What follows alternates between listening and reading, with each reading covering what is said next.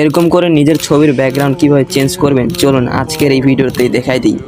এরকম background change করার জন্য আপনাদের একটি অ্যাপস লাগবে। অ্যাপসটি কোথায় পাবেন ভিডিওর শেষে বলবো, তাই ভিডিওটি শেষ পর্যন্ত দেখুন। অ্যাপসটি ওপেন করার পর এই এডিট ফটো অপশনে ক্লিক করবেন। তারপর এখানে আপনার ছবি সিলেক্ট করবেন, যেই ছবির আপনি ব্যাকগ্রাউন্ড চেঞ্জ করতে চান।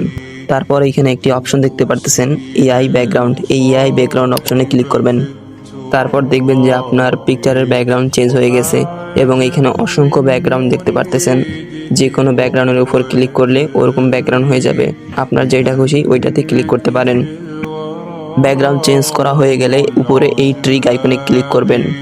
তারপর এই সেভ আইকনে ক্লিক করবেন এবং দেখবেন যে আপনার পিকচারটি ডাউনলোড হয়ে গেছে। এখন দেখাবো অ্যাপসটি কোথায় পাবেন। অ্যাপসটি ডাউনলোড করার জন্য আপনার ফোনে থাকা প্লে স্টোরে চলে আসবেন। প্লে স্টোরে আসার পর উপরে সার্চ করবেন ফটোপিয়া। ফটোপিয়া সার্চ করার পর দেখবেন একটি অ্যাপস চলে আসছে, এই অ্যাপসটি ডাউনলোড করবেন। আশা করি আপনাদের ভিডিওটা ভালো লাগছে। ভিডিওটা ভালো লাগলে অবশ্যই চ্যানেলটি সাবস্ক্রাইব করবেন এবং কমেন্ট করে জানিয়ে দেবেন আপনাদের মতামত। তো দেখা হচ্ছে নেক্সট কোনো ভিডিওতে।